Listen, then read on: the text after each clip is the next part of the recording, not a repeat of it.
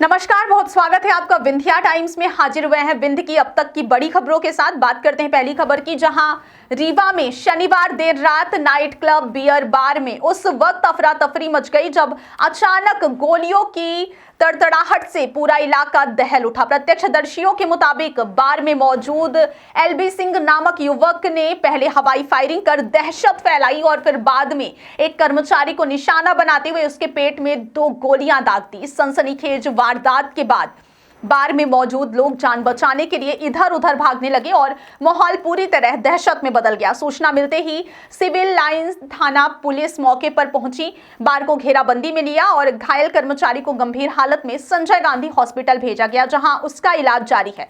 गोलीकांड का CCTV footage भी सामने आया है, जिसमें आरोपी की हरकतें साफ दिखाई दे रही हैं। पुलिस फुटेज के आधार पर जांच कर रही है कि वारदात के पीछे अचानक हुआ विवाद था या कोई पुरानी रंजिश। फिलहाल इलाके में सुरक्षा बढ़ा दी गई है और आरोपी की तलाश के साथ मामले की गहन जांच जारी है। रहने वाले हैं सर। 12 बजे मेरी बेटी फ़ोन लगाई, 12 बजे रोज आते थे तो 12 बजे नहीं आए तो 11:49 पे फ़ोन लगाने लगी कि पापा नहीं आए, मम्मी फ़ोन लगा लो। बोले लगा लो बेटा। जब फ़ोन लगाने लगी तो 10 बार फ़ोन लगाई, नहीं रिसीव हुआ।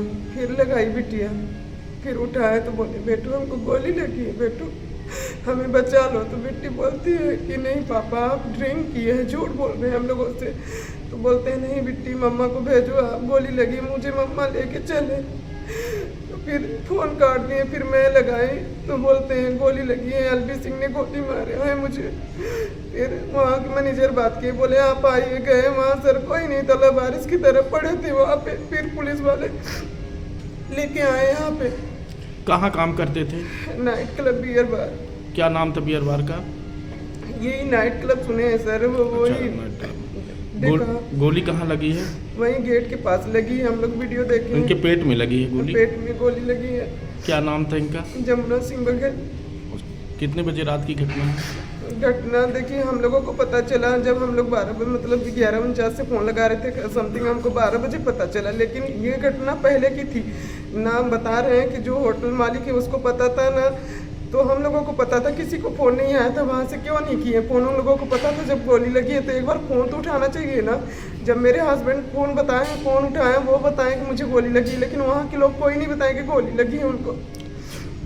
मैं दौड़ती हुई वहाँ गई होटल तो उनको देखी तो ऐसे बारिश की तरफ पढ़ाए हुए थे। फिर मैं राजीव तिवारी भैया का फ़ोन की, मैं बोली भैया यहाँ पे बघेल जी ऐसे पड़े हैं, गोली लगी है। फिर उन्होंने भेजा पुलिस वालों को, होटल वाले कुछ भी नहीं किए। ठीक है। नाम क्या आपका? पूजा सिंह बघेल। आपके कौन है ये? हमारे हस्बैंड है। सर ये गोली चलन की घटना हुई थी, क्या पूरा मामला था? बीती रात लगभग रात के 12:15 बजे के आसपास थाना सिविल लाइन अंतर्गत पडरा में एक नाइट क्लब है। उस नाइट क्लब में एक कुक हैं जो जमुना सिंह बघेल हैं, जो मूलतः गांव के रहने वाले हैं। इनके ऊपर जो है तो उस क्लब का जो मालिक है एलबी पटेल, इनके द्वारा जो है तो उस बहस के दौरान, बातचीत होने के दौरान गुस्से में आकर के उसके द्वारा जो है तो फायर किया गया है। जो व्यक्ति को जिसको गोली लगी है वो वर्तमान समय में उपचाररत है, जो कि जिला चिकित्सालय रीवा में एडमिट है और उपचार उनका चल रहा है। कहाँ से गिरफ्तार किया गया था आरोपी से? आरोपी घटना कारित करने के बाद जो है तो ये घटना स्थल से भाग गया था और भागने के बाद इसकी उपस्थिति के संबंध में उस समय ड्यूटी में तैनात श्रीमान श्री राजीव पाठक जी, सीएसपी कोतवाली और मैं था और सिविल लाइन की टीम तथा साथ में थाना गुड़ के थाना प्रभारी शैल यादव, हम सब लोगों को ये जानकारी मिली कि आरोपी अपने घर में ही कहीं छुपा हुआ है। जो पूरी टीम के साथ रात में ही घेराबंदी करके आरोपी को अभिरक्षा में लिया गया है और आरोपी से पूछताछ की जा रही है। घटना के सभी पहलुओं को बारीकी से पूछताछ कर जानकारी एकत्रित की जा रही है। सर सीसीटीवी भी आया है गोली मारने को उसमें? हाँ, सीसीटीवी भी कुछ फुटेज हमको मिले हैं, आप लोगों ने भी देखा होगा। सीसीटीवी फुटेज में भी वो स्पष्ट रूप से आरोपी जो है तो पीड़ित को जो है तो गोली मारते हुए दिख रहा है फायरआर्म से। बात करते हैं अगली खबर की, जहां गुड़ थाना क्षेत्र में एक लाइसेंसी पटाखा व्यापारी के घर अचानक भीषण आग लग गई। हादसे में 4 लोग झुलस गए, जिनमें से 2 की हालत गंभीर बताई जा रही है, जबकि आग बुझाने पहुंचे नगर परिषद के एक फायरमैन भी झुलस गया। जानकारी के मुताबिक गुड़ कस्बे में बादल पटाखे वाले के घर में रखे पटाखों में अचानक आग लग गई, जो देखते ही देखते तेजी से फैल गई और घर में मौजूद लोग उसकी चपेट में आ गए। सूचना मिलते ही दमकल विभाग की टीम मौके पर पहुंची, लेकिन आग पर काबू पाने के दौरान दौरान यह हादसा और गंभीर हो गया। सभी घायलों को इलाज के लिए रीवा के संजय गांधी हॉस्पिटल लाया गया, जहां अस्पताल अधीक्षक राहुल मिश्रा के अनुसार 2 घायल महबूब रजक और राहुल खान की हालत गंभीर बनी हुई है। फिलहाल पुलिस और प्रशासन की टीम मौके पर पहुंचकर आग लगने के कारणों की जांच में जुट गई है। बात करेंगे अगली खबर की, जहां सतना जिले के रामपुर बाघेलान में भाजपा नेता अशोक सिंह पर लगे दुष्कर्म के आरोपों में बड़ा मोड़ आ गया है, जहां 22 दिसंबर को एसपी के सामने चाकू की नोक पर रेप और वीडियो बनाने का आरोप लगाने वाली पीड़िता अब अपने बयान से मुकर गई है। शनिवार रात थाने पहुंचकर पीड़िता ने कहा कि उसके साथ रेप नहीं हुआ था, बल्कि सिर्फ छेड़छाड़ और अश्लील बातें की गई थी, जिसे उसने गुस्से में और डर की वजह से रेप की शिकायत के रूप में दर्ज करा दिया था। पीड़िता के बदले हुए बयान के आधार पर पुलिस ने भाजपा नेता अशोक सिंह को गिरफ्तार कर लिया और उसके खिलाफ भारतीय न्याय संहिता की धारा 74, 75, 2, 79, 296, 1 और 351(3) के तहत मामला दर्ज किया गया है। रामपुर बाघेलान थाने की सब इंस्पेक्टर प्रीति कुशवाहा के मुताबिक पीड़िता ने लिखित आवेदन देकर छेड़छाड़ और धमकी की पुष्टि की है। गौरतलब है कि आरोपी अशोक सिंह का आपराधिक इतिहास भी लंबा रहा है, जिस पर 1996 से अब तक जानलेवा हमला, सरकारी काम में बाधा, घर में घुसकर मारपीट, धमकी और गाली गलौज सहित कुल 9 गंभीर आपराधिक मामले दर्ज हैं। इससे पहले पीड़िता ने एसपी से शिकायत कर आरोप लगाया था कि आरोपी ने घर में घुसकर रेप किया और वीडियो बनाकर ब्लैकमेल किया। वहीं सोशल मीडिया पर वायरल एक वीडियो में आरोपी पुलिस को खुली चुनौती देता भी नजर आया था।